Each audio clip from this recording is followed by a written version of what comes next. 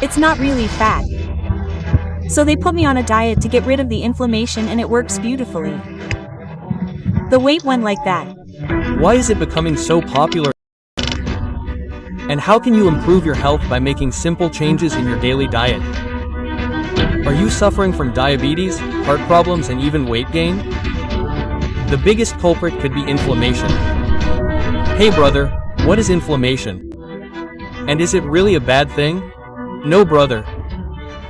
Inflammation is just a natural process that protects your body from infections and injuries.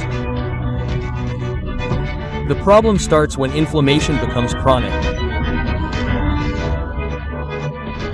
So it can affect your health because of which your body is constantly in a stress mode, which can eventually trigger diabetes, arthritis, and even depression. In today's video, we will explain anti-inflammatory diet to tackle this inflammation. At the end of this video, you will find a quick meal plan which you can easily follow at home. So let's start. There are some typical symptoms of chronic inflammation: constant fatigue, weight gain, joint pain, digestive issues. And to tackle this, anti-inflammatory diet is also trending in. Anti-inflammatory foods like turmeric, ginger, and garlic are already a part of our cuisine.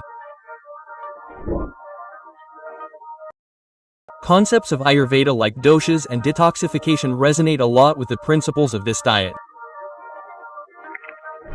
And now studies have also proved that anti-inflammatory diets can prevent chronic diseases.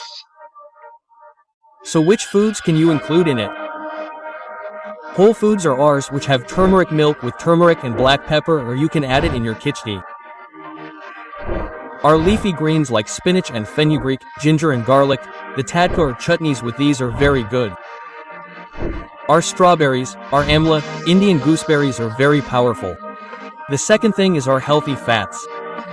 That means use omega-3 rich foods like our walnuts, akrat and flax seeds. It is very good. From my side, use cold-pressed mustard and coconut oil for cooking anti-inflammatory drinks.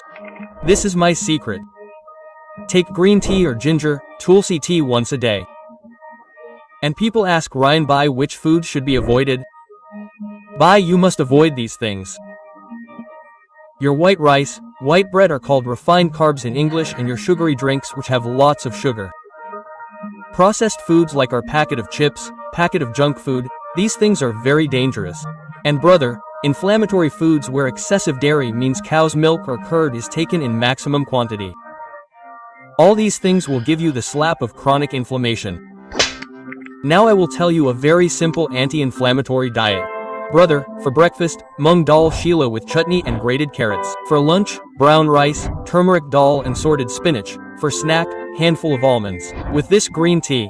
For dinner you have grilled paneer with mixed vegetable curry and multi-grain roti. Done. This is what you would do for an anti-inflammatory diet. But look brother, one can start with a simple anti-inflammatory meal plan. But is it suitable for everyone? Everyone has a different body type, metabolism, and lifestyle. The same diet does not work for everyone. You are taking superfoods like turmeric and green tea. But if you have digestive issues or gut imbalance, the same superfoods can cause inflammation or bloating. Suppose someone gets bloated after consuming brown rice. It is a healthy food. But if your body is unable to process it, inflammation can increase. That is why a customized diet plan is necessary, which is designed according to your genetics, gut health, and specific needs. Generic diet plans can give short-term results. But if you want to take your health goals seriously, then a personalized diet is your real solution. So if you feel that you need a real solution to your health issues, then I, Ryan Fernando, want to say that every body is different, and through genetic testing you can know the real blueprint of your body. Take your health to the next level with a genetic-based customized diet plan. What do you have to do? There is a link below. Press it to understand the real potential of your software code.